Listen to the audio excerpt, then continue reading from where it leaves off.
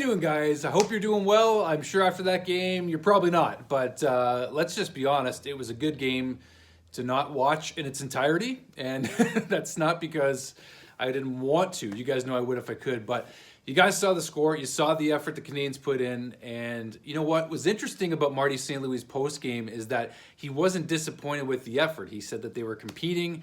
He said that they were battling. But the fact is they just didn't get any results in this game. Jonathan Kovacevic had a very tough night for the Montreal Canadiens with a -3. And you saw the giveaways like that just can't happen. I mean, the one play where Ullinen got the puck to Covey out in front of Jake Allen, and he just gives it away, and all of a sudden it ends up in the back of the Canadiens' net. And if your name is Trevor, you had a great game for the LA Kings. Trevor Moore and Trevor Lewis, respectively, 3 goals between them. And you know what?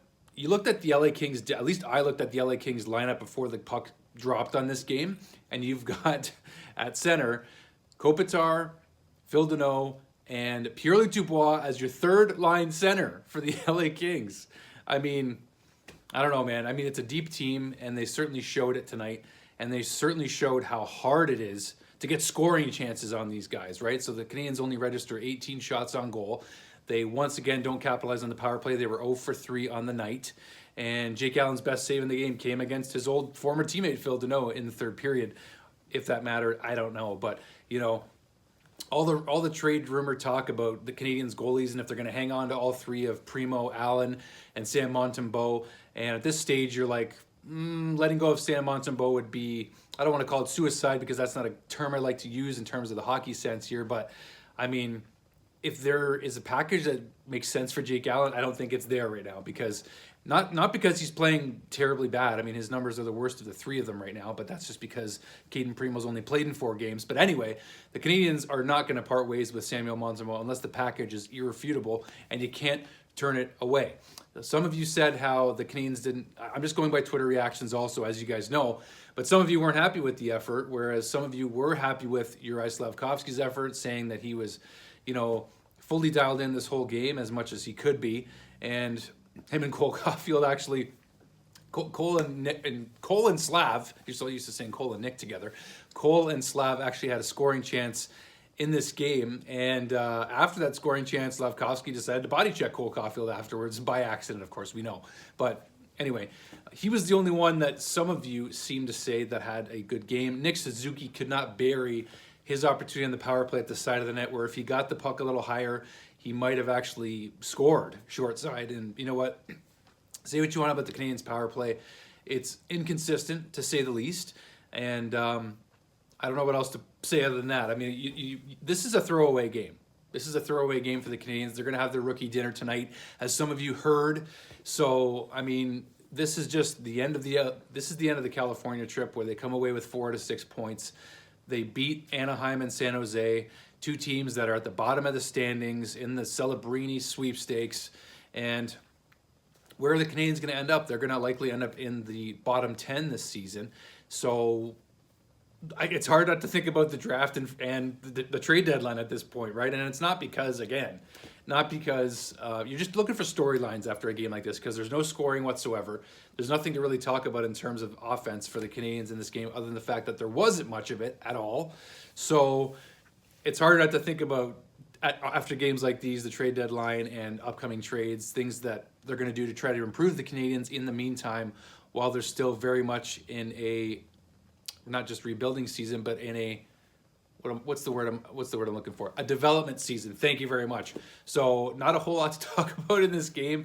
The LA Kings capitalize on turnovers and opportunities that they are able to create for themselves, because I heard from my friend Brian, who's a big-time LA Kings fan, actually, and I do mean that. He's a very, solidified LA Kings fan. Brian, you may watch this, but he said that they basically just outplayed the Canadiens, and the Canadiens were really trying to lay the body on the Kings in the first period, but it wasn't working that well.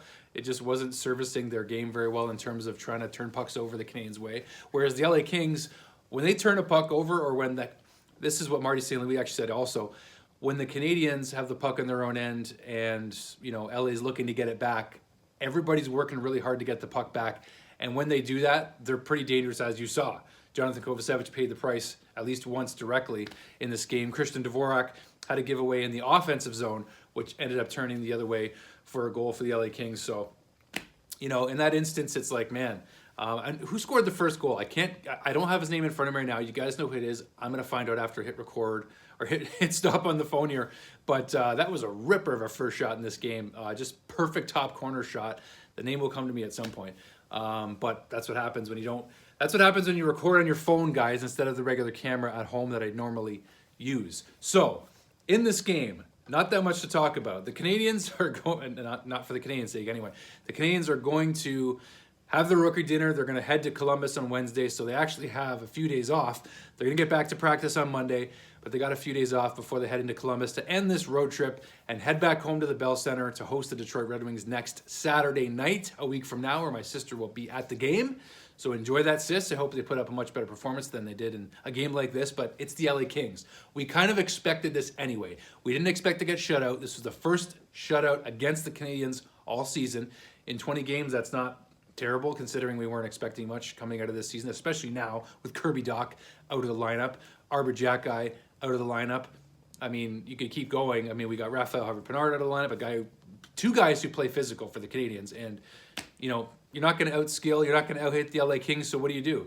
What do you do, right? You just got to try to be opportunistic as best you can, and clearly they weren't enough in this game because they only registered 18 shots on goal. So I'm going to leave it at that. Not much more to add to it, guys. If you've stayed to the end, I commend you because there just wasn't much to talk about. It was a boring game if you're a Montreal Canadiens fan from an overall perspective. So we'll see you between now and the Columbus game.